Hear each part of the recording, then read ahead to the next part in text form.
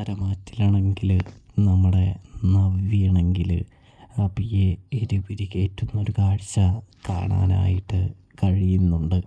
നവ്യയുടെ ചതി മനസ്സിലാക്കാതെ പൊട്ടനായ അഭിയാണെങ്കിൽ വേഗം തന്നെ എവിടേക്ക് നമ്മുടെ അനഘയുടെ മുറിയിലേക്ക് കടന്നു ചെല്ലുകയും നമ്മുടെ അനഘയെ ഭീഷണിപ്പെടുത്താനായിട്ട് ശ്രമിക്കുകയും തുടങ്ങുമ്പോൾ നയന എഴുന്നേറ്റ് വരികയും നീ വരാനായിട്ട് ഞാൻ കാത്തു നിൽക്കുകയായിരുന്നെന്നും നിന്നെപ്പോലെ പെരുങ്കള്ളൻ എന്തും ചെയ്യുമെന്നും എനിക്കറിയാമെന്നും പറയുന്നു.